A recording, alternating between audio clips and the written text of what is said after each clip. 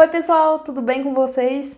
Meu nome é Juliana Moreira e no vídeo de hoje eu tô aqui para fazer a parte 2, respondendo as perguntas de vocês lá do Instagram. Então, se você tem interesse em tudo que diz respeito à redação do Enem, não se esqueça de se inscrever aqui no canal e clicar no sininho para receber as notificações. Além disso, me segue lá no Instagram, @julianamoreira2020. Essa é uma oportunidade que eu tenho de ter um contato mais pertinho de vocês. Lá a interação é bem rápida. Mas se você quiser se comunicar comigo também aqui pelos comentários, fique à vontade. Além disso, eu vou convidar a quem ainda não está inscrito no meu site, julianamoreiraenem.com.br, vou deixar aqui na descrição do vídeo, a se cadastrar. Nesse cadastro, que é totalmente gratuito, você vai receber toda semana, na terça-feira, uma proposta inédita de redação, que eu elaboro pensando nos critérios, nos moldes como o Enem trabalha a redação. Bom, junto com essa proposta, você vai receber sempre uma dica de repertório sociocultural que tenha relação com o tema e ainda um link para me enviar a sua redação.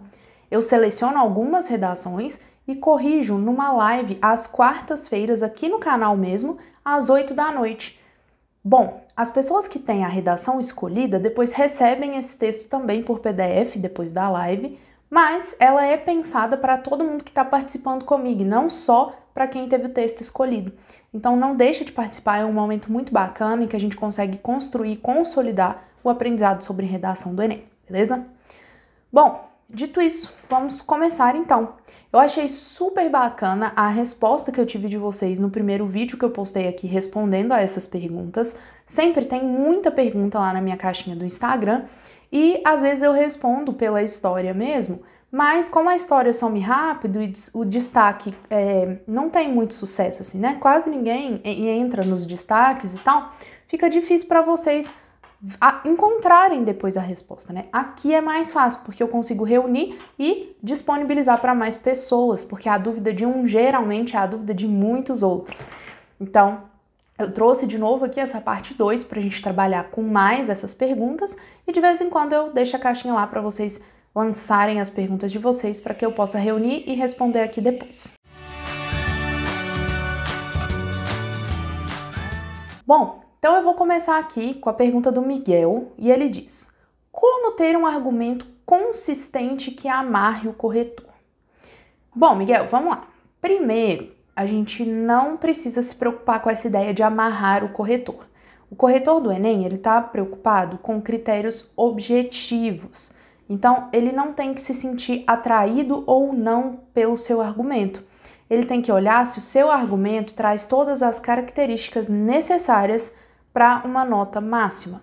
Isso independe dele gostar ou não do que você escreveu.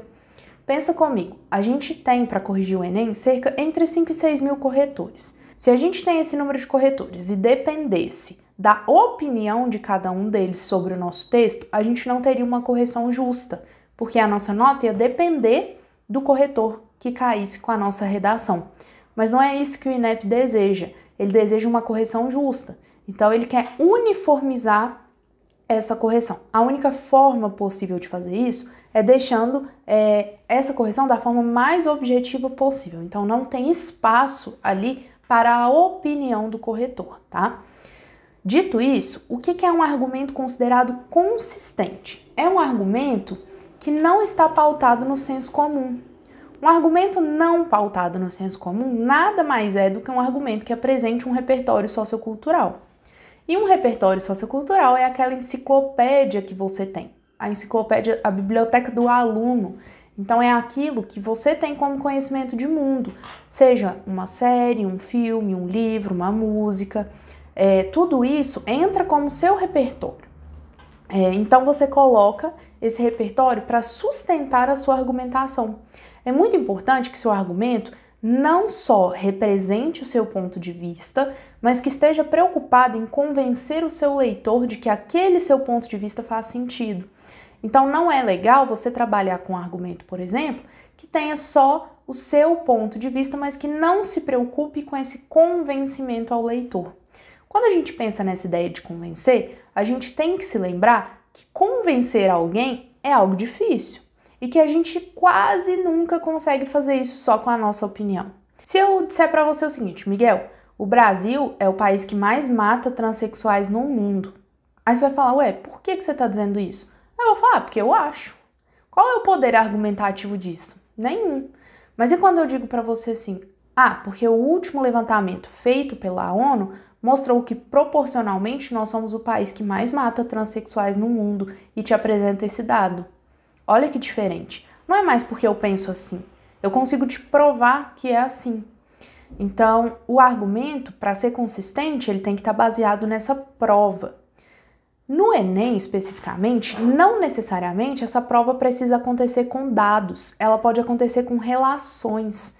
Então, você pode pensar a causa e a consequência da transfobia, por exemplo, e relacionar isso com um filme. É super possível, isso já dá consistência para o seu argumento. Então, o segredo de um argumento consistente é sempre ter um repertório sociocultural sustentando ali a posição que você deseja ter, manter e convencer o seu leitor dela, beleza? É super tranquilo, é mais fácil do que vocês imaginam. Bom, o Emerson, ele faz a seguinte pergunta: como devo melhorar na frase do fechamento, concluindo os parágrafos dos desenvolvimentos? Beleza, olha, quando eu trabalho com vocês a estrutura do argumento, eu sempre dou a dica aqui de vocês estabelecerem 4 momentos desse argumento. Um momento de apresentação desse argumento, um segundo momento de apresentação do repertório sociocultural, a relação que esse repertório tem com esse argumento e a conclusão. E o Emerson está com dúvida aqui nesse último momento, que é o momento da conclusão. O que a gente pode fazer para melhorar esse momento? Bom, algumas coisas podem ser feitas. A principal, ou as duas principais, é pensar na consequência daquele argumento. Então, você está trabalhando causa ou está trabalhando consequência na sua argumentação. Tanto faz, tá? Mas, para fechar o seu argumento, é muito importante que você pense as consequências sociais que aquela causa está produzindo ou mesmo as consequências sociais que aquela consequência está produzindo. Então, você vai pensar na consequência da consequência. Isso é super possível. Vamos pensar num tema como obesidade, tá? Tô aqui tratando da obesidade. Beleza. Eu vou trabalhar com uma causa da obesidade. E eu vou dizer que uma causa é o excesso do consumo de alimentos ultraprocessados. Ok, então eu vou desenvolver isso na minha argumentação e ao final, ali na última linha, eu vou apontar para uma consequência disso. O que seria uma consequência disso? Eu tenho um índice muito maior hoje de pessoas com doenças cardíacas relacionadas à obesidade do que eu tinha 10 anos atrás. Pronto, eu apontei para consequências sociais, tá? Ju, mas e se eu já trabalhar com as consequências? Tranquilo, a gente pode dizer que a obesidade leva a um número muito alto, por exemplo, de pessoas com diabetes. Então, essa é uma consequência da obesidade. A gente vai desenvolver o nosso argumento pensando nessa consequência. Como que eu vou trazer lá no final do meu argumento, numa última frase, uma consequência da consequência? Eu posso dizer que isso causa um transtorno, por exemplo, para o sistema público de saúde. Então, qual que é a consequência da obesidade? A diabetes. Qual que é a consequência da diabetes? Um transtorno para o sistema público de saúde que não consegue atender essas pessoas de forma adequada, porque elas crescem numa velocidade muito alta.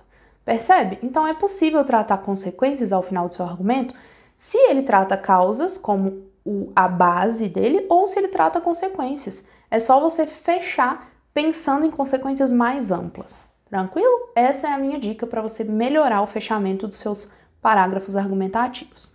Você e todo mundo que está aqui me assistindo também, tá, gente? Essa é uma dica que vale para todas as pessoas que fazem redação para o Enem. A Giovana pergunta o seguinte: se 2 corretores do Enem derem notas 940 e 900, qual é a nota considerada? Bom, primeiro, vou trabalhar com a sua suposição. Suposição 940 e 900, a nota considerada é a média entre as duas. Então, a nota final é 920. Mas eu devo dizer que essas duas notas não são possíveis para um corretor do Enem estabelecer, porque ele estabelece nota de 40 em 40 pontos. Se você subir de 40 em 40 até chegar em 1000, você vai perceber que você não passa pelo 940 e nem pelo 900. Você faz 880, que aí é o mais próximo do 900, ou 920, ou 960. Então, não existe a nota 900 e 940 dada pelo corretor. Como que a nota 940 pode aparecer como sua média final? Quando um corretor te deu 920 e o outro te deu 960. Quando você junta e faz a média, você tem 940 de média. Mas essa não é uma nota possível para o seu corretor te dar, tá bom? Ele vai te dar 840, 880, 920, 960 ou 1000. Então, Ju, se eu tirei 900, porque como que eu sei as notas que eu recebi dos meus corretores?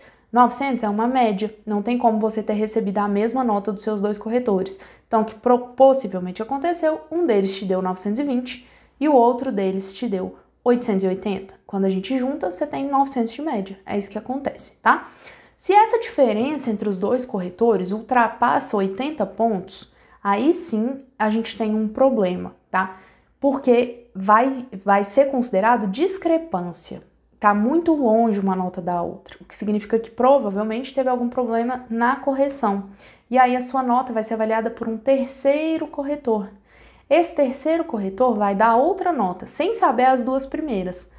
Se ele se aproximar de uma das duas, né, com uma diferença menor que 80 pontos, a gente vai fazer a média entre esses dois corretores que mais se aproximaram e essa vai ser a sua nota. Se a dele ficar diferente da dos dois corretores, aí a sua redação vai para uma banca de correção. Nessa banca de correção, você tem 3 pessoas que se reúnem, então elas estão juntas, uma do lado da outra, discutindo sobre o seu texto e estabelecendo uma nota para ele, tá? Então, assim, os critérios são bem objetivos. Eu entendo que existe uma resistência das pessoas a acreditarem na qualidade da correção, porque a gente sabe que ela é feita de forma muito rápida, mas ao mesmo tempo, eu posso dizer para vocês que 98% das notas que eu já vi e fiz a conferência, né, a partir dos critérios do Enem, a nota estava ok, ela estava dentro do esperado. Ju, mas teve um caso... a gente tem alguns casos, mas eles são exceções, eles não são a regra, tá? Então, não tenham tanta resistência assim com os corretores. Eles têm um trabalho muito objetivo, é muito difícil que eles errem na objetividade, mesmo que eles façam isso em um curto espaço de tempo. Bom, pode ter erro? Pode, né? Qualquer tipo de trabalho que envolve pessoas, ele está sujeito a erros. Mas a gente tem todos esses critérios, discrepância, corretor 3, banca de correção, para evitar ao máximo que esses erros aconteçam. Vou ler agora a pergunta da Crissa. Ela me pergunta quantas linhas se usa na introdução. Bom, não existe um tanto certo, assim, você tem que usar 5 linhas, você tem que usar 7 linhas, tá? A gente não precisa trabalhar dessa forma. Mas eu sempre dou uma dica para os meus alunos, que é a seguinte: utilizem 7 linhas, pensem em parágrafos de 7 linhas. Por que 7? Porque 7 é um número que vocês conseguem manter em todos os parágrafos, então fazer 4 parágrafos de 7 linhas cada. Quando vocês fazem isso, vocês têm 28 linhas. E o Enem te dá 30. Então, sobram aí 2 linhas para você usar onde for mais necessário para você, geralmente na argumentação. Mas isso não significa que se você fizer uma introdução de 5 linhas, a sua introdução tá ruim. Não importa, não significa isso. Não importa tanto o número de linhas, importa mais o que tem ali na sua introdução. E quais são os elementos essenciais para uma introdução? A apresentação do tema, a apresentação da tese, que é a sua opinião a respeito daquele tema, e a apresentação do seu projeto de texto, que é quando você antecipa os argumentos que serão trabalhados. Se tiver isso, pode ter 5 linhas, 6 linhas, 7 linhas. Menos de 5 eu acho difícil, porque geralmente não cabe tudo isso. E mais de 7 não é necessário, porque você precisa dar um basta também para entrar de fato no texto, que é o momento de elaborar a sua argumentação, tá? Mas, tranquilo, tenta manter aí entre 5 e 7, que você vai estar num número excelente. Bom, a Ívia, ela faz a seguinte pergunta: tenho dúvidas em colocação pronominal. Esse, este, aquele. E aí ela continua a pergunta, mas eu não consegui ver qual é, porque a caixinha do Instagram, ela tem um limite, né, de caracteres ali. Então, quando vocês escrevem além, eu não consigo ver o que vocês perguntaram. Mas eu vou responder esse primeiro momento. Quando a gente fala colocação pronominal para gramática, não é exatamente o uso de esse, este, aquele que a gente está falando. A gente está falando mais no sentido de onde vai o meu pronome se antes do verbo, no meio do verbo ou depois do verbo. Então, quando a gente fala de colocação pronominal, a gente está pensando em próclise, ênclise ou mesóclise. Ju, o que você está falando? Próclise é quando o pronome vem antes do verbo.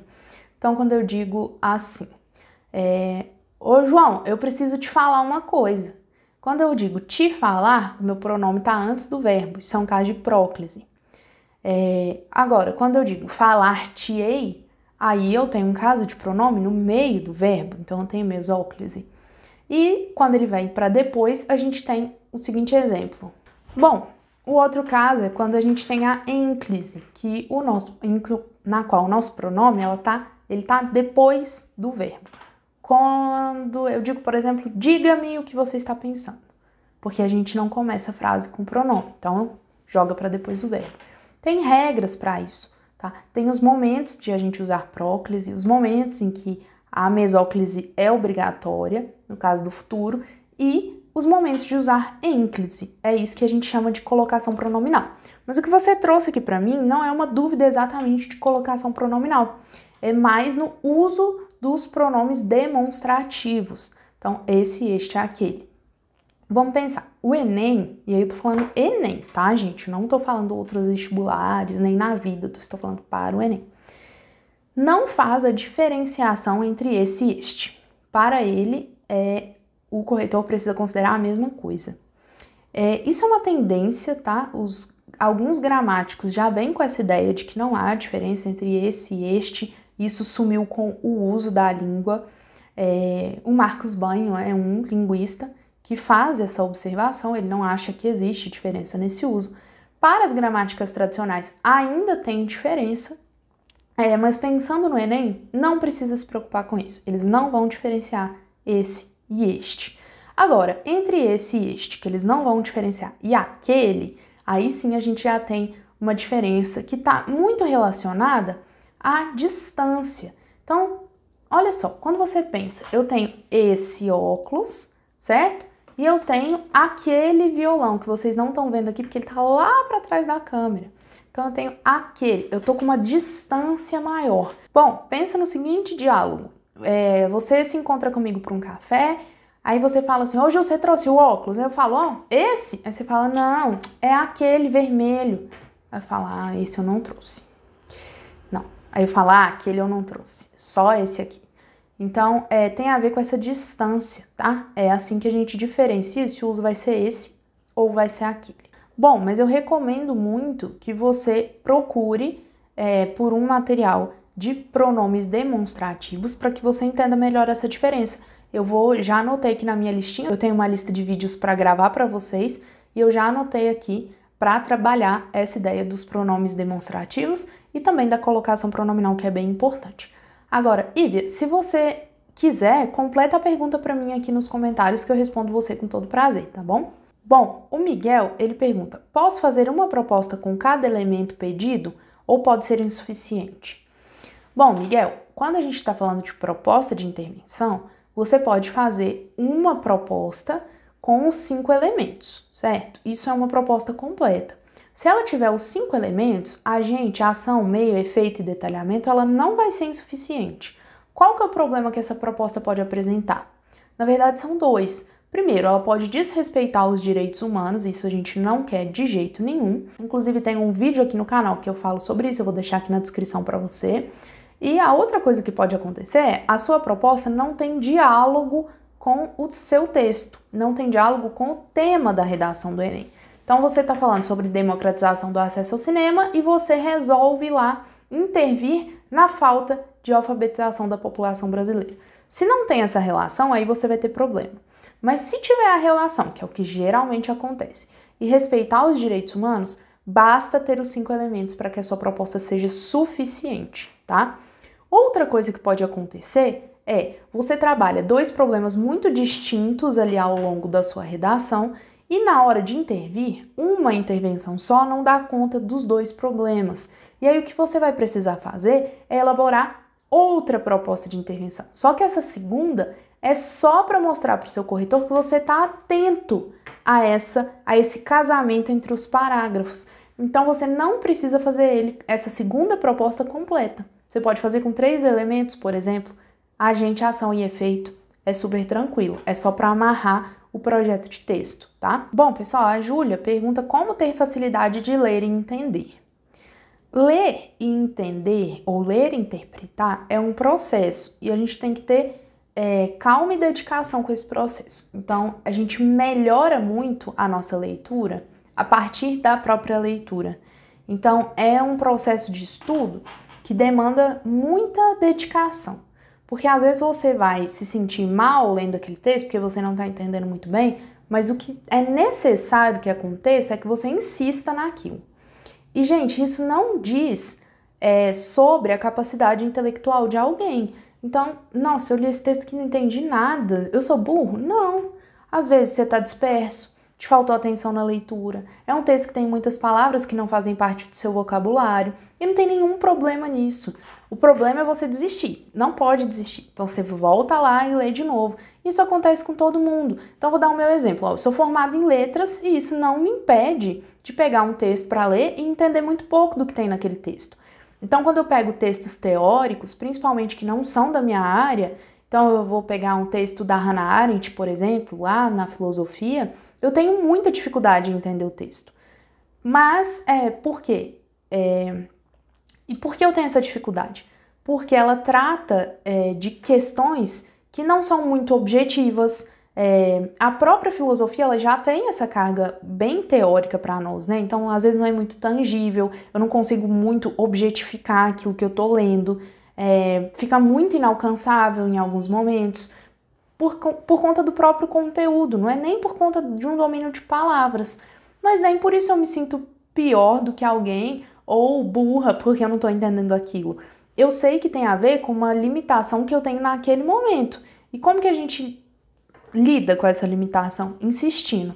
Então, às vezes eu sento e uma leitura não é suficiente para que eu entenda aquele texto. Eu preciso ler 2, 3, 4. Já passei um mês lendo o texto da Hannah Arendt para ver o que eu conseguia de fato interpretar daquele texto. Então, fiquem tranquilos com esse processo, porque não é um processo automático, mas tenham a persistência. Pegue o texto para ler, o hábito de leitura é muito importante, então tenham esse hábito junto com vocês, ou de um livro literário, ou de sites de notícias, do que vocês gostarem de ler, abram e leiam pelo menos um pouquinho. Ju, mas eu não gosto de ler. Começa lendo uma página por dia, não precisa ler mais do que isso para você começar o seu hábito de leitura. E pode partir para aquilo que mais te interessa. Pode ser um romance, pode ser aventura, pode ser terror, pode ser o que você quiser. Começa lendo uma página por dia, depois de uma semana você começa a ler 2, depois 3, e você vai ver como você vai desenvolver essa capacidade de leitura e de compreensão do que está sendo lido. O mais importante é que você não leia com a cabeça em outro lugar. Você tem que ler 100% focada naquilo que está sendo lido. E ajuda muito se depois você tenta resumir ou colocar em tópicos, né, aquilo que você leu. Porque vai te forçar a prestar atenção e depois vai te forçar a memória. Então, se você lê e depois tenta colocar em tópicos e não consegue, é porque não teve uma leitura eficiente. Então, você vai ter que voltar lá e ler de novo. E é esse o processo até que a gente consiga melhorar essa nossa capacidade de leitura e ela pode ser melhorada para sempre, tá, gente? Não tem um momento que chega, não. Sempre a gente pode melhorar as nossas habilidades. Bom, o Marcos está me perguntando aqui como que eu faço as enquetes dos temas das redações que são disponibilizadas para vocês. Olha que pergunta bacana, já vou deixar isso combinado aqui com vocês então. Gente, toda terça-feira, quem está cadastrado lá no meu site recebe uma proposta de redação. Isso aí vocês já estão acostumados. Inclusive, quem não se cadastrou, link aqui na descrição. Lá no meu Instagram, eu vou abrir a enquete toda quarta-feira, para que vocês escolham o tema da semana seguinte, tranquilo? Então, vocês vão lá no meu Instagram na quarta-feira, já anota aí na agenda de vocês, eu vou disponibilizar 4 opções e vocês escolhem uma dessas 4 para poder eu elaborar a proposta para vocês da semana seguinte, tá? Porque na quarta, Ju, se essa redação só vai aparecer para mim lá na outra terça, porque eu preciso ter tempo de elaborar, então tem que pesquisar sobre o assunto, tem que encontrar os melhores textos motivadores para vocês, os textos mais atualizados, por isso. Então, quarta-feira eu faço enquete e na outra terça vocês recebem em cima daquele tema que foi mais votado, tá? Então, é uma escolha e não é, né? É uma escolha, mas é uma escolha dentro dos 4 temas que eu proponho para vocês toda semana. Então é só me acompanhar lá, @JulianaMoreira2020. O Jean diz que gostaria de saber mais sobre verbo, substantivo, adjunto adverbial. Tá, vamos entender uma coisa. No estudo da gramática, a gente costuma dividir, né, esse momento em 2, quando a gente está pensando nesses assuntos, né? Verbo, substantivo, adjunto adverbial. Um momento que é o estudo da morfologia e o outro momento que é o estudo da sintaxe. Esse primeiro momento, que é o estudo da morfologia, a gente vai pensar nas classes de palavras. E para isso eu já tenho um vídeo aqui no canal explicando para vocês quais são essas classes. Então é uma introdução às classes de palavras, eu vou deixar aqui na descrição do vídeo. Bem, depois que a gente domina muito bem as classes dessas palavras, a gente começa a pensar quais os papéis essas palavras ocupam dentro de uma frase. E esse é o estudo da sintaxe. Então a gente não pode misturar as duas coisas. E eu vou, por exemplo, não existe a classe de palavras de adjunto adverbial. Adjunto adverbial é um papel ocupado dentro da sintaxe, tá? Então a gente não tá na mesma categoria de estudo dos verbos que estão lá na morfologia, ou do substantivo que está na morfologia. Agora a gente já está numa aplicação na frase, lá na sintaxe, e isso é diferente. Então eu vou aproveitar essa deixa e vou gravar um vídeo para vocês explicando melhor essa diferença. E aí a gente pode sim se aprofundar no estudo tanto da morfologia quanto da sintaxe, tá bom? Gente, o Samuel está perguntando como faço para ser perfeita sem defeitos. No caso, tem defeitos, né? Porque todos temos defeitos. Mas eu tenho muito carinho por esse aluno. O Samuel é um aluno do meu curso que esteve na primeira turma comigo, me acompanha ainda pelas redes sociais. Eu tenho muito carinho por ele porque eu vi a evolução que o Samuel teve me acompanhando, fazendo curso, enfim, claro, dedicação dele, mas me deixa muito satisfeita a evolução que ele teve. Então, ele é um aluno muito querido e isso aqui é resultado, essa pergunta que ele faz, né, é resultado da felicidade que ele também sente, tenho certeza, de ter conseguido chegar na nota que ele gostaria na redação. Então, um beijo, Samuel, você é muito querido, assim como todos vocês são muito queridos. Bom, o Patrick pergunta o seguinte: como posso deixar bem claro na introdução o que eu irei abordar nos 2 desenvolvimentos? Boa pergunta. Para a gente deixar isso claro na introdução, é necessário que você consiga resumir os seus 2 argumentos em uma frase. Vamos pensar aqui no tabagismo, tá? E eu vou trabalhar com 2 argumentos, sendo uma causa e uma consequência. A causa eu vou chamar de desinformação e a consequência eu vou chamar de câncer. Tá tranquilo? Eu vou trabalhar então que uma das causas do tabagismo é a desinformação e a consequência do tabagismo é o aumento no número de câncer pulmonar, no caso. Beleza. Quando eu faço isso, percebe que eu consegui resumir em uma frase o que eu vou desenvolver nos meus 2 argumentos? E é essa frase que tem que estar lá na sua introdução. Então, quando você for apresentar esse desenvolvimento, você tem que dizer, olha, então, sendo assim, sabe-se que essa problemática é causada muitas vezes pela desinformação, o que culmina no trágico aumento no número de casos de câncer no Brasil.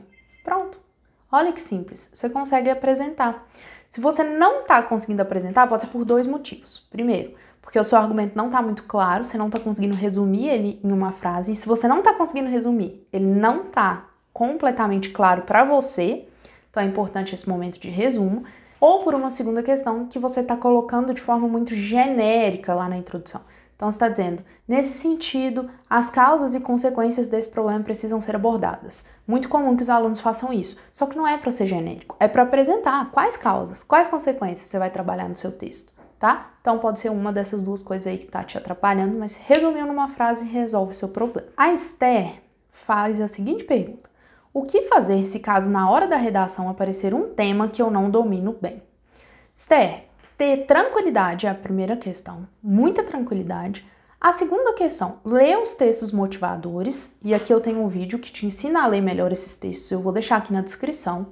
Terceiro momento, assistir um vídeo aqui que eu tenho, como escrever uma redação sem saber nada sobre o tema. Ele vai te guiar nesse sentido, e todo mundo que tem a mesma dúvida também pode ir lá no nesse vídeo que eu tô falando e vou deixar aqui na descrição para vocês. O Marcelo pergunta o seguinte: tenho dificuldade de relacionar meu repertório com o meu argumento. Como eu posso melhorar? Essa é a pergunta talvez que eu mais escuto de quem tem dificuldade na argumentação. Se você tem dificuldade em fazer essa relação, pode ter duas causas aí. Uma, você não tem um bom domínio do repertório. Quando que acontece isso? Quando vocês pegam lista de filósofo na internet, lista de filmes que podem ser usados na redação, de música, e de fato não consomem aquele conteúdo. Então vocês não vão assistir o filme, não vão ouvir a música e não vão ler sobre aquele filósofo e vão colocar isso na redação. Quando você tem pouco domínio, a chance de você não articular bem é muito alta, porque você só sabe o que aquela pequena frase está te dizendo, e aí fica muito difícil mesmo, fora que pode dar um super branco. Então não recomendo jamais que vocês façam isso. Recomendo que vocês construam um repertório de vocês, baseado naquilo que vocês conhecem, naquilo que faz sentido para vocês. Aí sim vocês vão ter um domínio bem melhor desse repertório e a articulação fica mais fácil. Esse pode ser um motivo. O outro motivo pode ser a pertinência desse repertório na sua argumentação. O que pode acontecer é que o repertório é muito bacana, você tem muito domínio dele, mas ele não faz sentido ali no seu argumento. Você está tentando colocar, mas ele não faz sentido. Quando isso acontece, essa relação ela fica muito comprometida. Então você precisa observar se aquele repertório está sendo base para o seu argumento. Se ele estiver sendo base, então a articulação está feita. Se ele não estiver sendo base, mas ele tem uma relaçãozinha. Então não vai dar para fazer mesmo. Não vai ser produtivo. Para a gente não ter erro, né, na hora, ou não esquecer de fazer essa relação, eu sempre proponho para vocês organizarem o parágrafo argumentativo em 4 momentos. Apresentação do argumento, apresentação do repertório. Nessa apresentação do repertório é só apresentar o repertório. Não tem que falar nada da relação que ele tenha com o tema. Na terceira frase do argumento, aí sim, você vai colocar qual é a relação que esse repertório tem com o argumento. E uma quarta frase, que você vai concluir o seu parágrafo. Se você não se esquecer dessa terceira, você vai garantir os seus 200 pontos na competência 2, tá? Mas sempre observando esses dois aspectos. Tem, de fato, domínio sobre o repertório? Se tiver, é mais fácil articular. Ele realmente é base da sua argumentação? Ou você está forçando a barra ali? Então, observar esses dois momentos. Se você tiver domínio e não tiver forçando a barra, não se esquecer dessa terceira frase da argumentação, tá? O Emerson faz outra pergunta aqui e ele diz: quantas horas eu devo levar quando vou produzir a redação? Essa pergunta é muito importante. Quantas horas eu devo levar? Bom, você pensando na prova do Enem, tem que levar no máximo 1h10 para produzir sua redação, mas não para produzir a redação, para fazer o plano de texto, o rascunho e passar limpo, 1h10. Mais do que isso, vai começar a te prejudicar na prova objetiva. Mas isso depende muito do aluno também. Tem aluno que faz prova muito rápido, então ele sobra com um tempo maior. Ele sobra ali com 1h30, 1h40 para fazer a redação. Não é a maioria dos casos. Na maioria dos casos, o tempo da prova do Enem, principalmente no dia de humanas, que é o dia que tem a redação, porque os textos são muito longos e tem muitos textos, fica muito apertado para os alunos. Então eu recomendo vocês sempre a treinarem em casa para que essa redação saia em, idealmente, 1h. 1h10 ainda dá para levar. Mais do que isso vai comprometer muito seu tempo de prova. Então treine em casa pensando nesse tempo, entre 1h e 1h10. Dá para fazer em menos, em 40 minutos dá para fazer um texto bom, mas isso é treino, tá?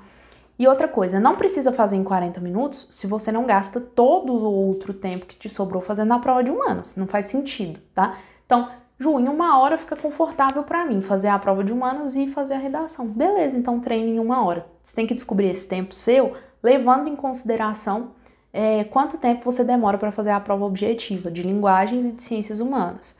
Isso varia de aluno para aluno, mas geralmente o tempo da redação fica ali em 1h mesmo, tá? Bom, a Núbia perguntou se pode usar números na redação. Pode usar números sim, Núbia. A questão é que esses números eles precisam ser usados com alguma cautela. Qual seria essa cautela, né? Ele tem que ter relação direta com seus argumentos. Então, se você vai trazer um dado, pode colocar em número. Se você está trazendo um ano de um acontecimento, pode colocar em número. O que não pode? Não pode ter um número aleatório no seu texto, porque isso zera a redação. Se não for uma marcação aleatória, tranquilo. Outra questão que tem que tomar cuidado é com o século. Marcação de século em números romanos, tá? Só isso, o resto é bem tranquilo. A Marcela tá perguntando aqui se a palavra é déficit, sem acento ou com acento, e se tem que usar aspas nessa palavra. Bom, essa palavra no português brasileiro ela é escrita com acento. Como que a gente sabe disso? Porque é uma palavra proparoxítona. O que significa isso? Que a antepenúltima sílaba dela é a sílaba tônica, ou seja, aquela sílaba mais forte. E todas as proparoxítonas são acentuadas, essa é uma regra da língua portuguesa. Se vocês têm dificuldade em acentuação, eu vou deixar aqui na descrição também um vídeo em que eu explico para vocês como acentuar as palavras. E sobre o uso das aspas, não tem que usar aspas nessa palavra. Ela é uma palavra do português brasileiro, né? Foi incorporada no nosso vocabulário. E aspas a gente usa só quando há um caso de citação. Se você vai fazer uma citação direta, você coloca aspas. Se esse não for o caso, não precisa usar aspas, tá? Pessoal, alguém fez essa pergunta para mim e eu perdi essa pergunta no meio das outras, mas aí eu me refiz porque eu gostaria de responder aqui para vocês. Então, sou eu mesma fazendo a pergunta de alguém, me desculpa a pessoa que fez essa pergunta e tá aqui assistindo, se quiser se identificar. Me perguntaram se eu tenho equipe ou se eu faço tudo sozinha. E eu achei muito legal essa pergunta. Não, eu não faço tudo sozinha. Eu acho que seria humanamente impossível fazer tudo sozinha, ou ao menos eu não conseguiria. Então eu tenho sim uma equipe, eu tenho pessoas que me ajudam muito, assim, sem elas eu não conseguiria. Tenho, inclusive, muita gratidão por todas elas. Eu tenho meu editor de vídeo, que é a pessoa que faz com que esses vídeos cheguem para vocês de uma forma assistível, porque eu erro bastante. Às vezes parece que eu gravo com muita facilidade, mas isso aí é mérito do meu editor, porque na verdade às vezes eu tropeço bastante, ele vai me salvando aí na edição.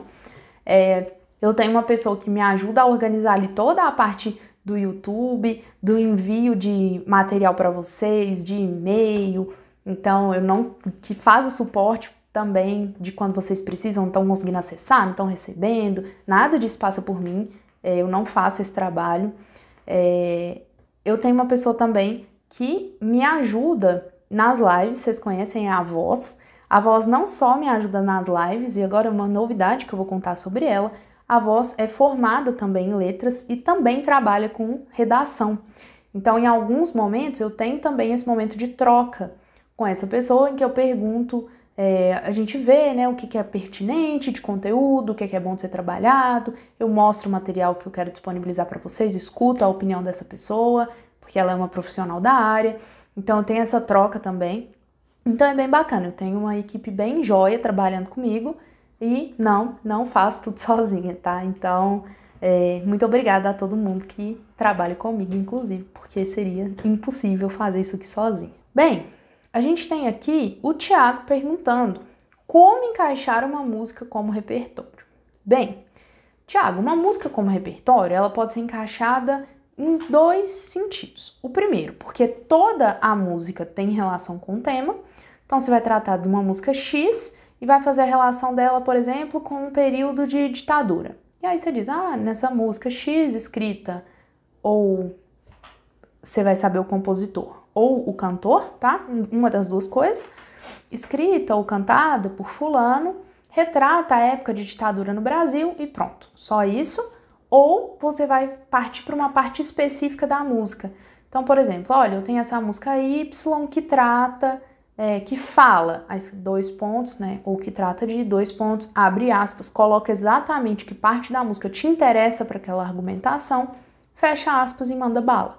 Nos dois, você tem que trabalhar, claro, a produtividade desse trecho ou da música como um todo dentro da sua argumentação ou da apresentação do seu tema. Mas você pode trabalhar de duas formas. Ou trabalhando o título da música, porque a música toda tem pertinência com o tema, e aí você cita o cantor ou o compositor, ou ainda você trabalha com um trecho específico da música, que é o trecho que te interessa para aquele argumento. Também é possível, tá? Da mesma forma, cita lá o cantor ou o compositor, ou ainda o nome da música, para que você legitime esse repertório. Pessoal, agora para fechar aqui, eu tenho uma pergunta do Marcos, e ele está perguntando, pode usar como repertório a vida de uma figura pública, tipo o Fábio Assunção?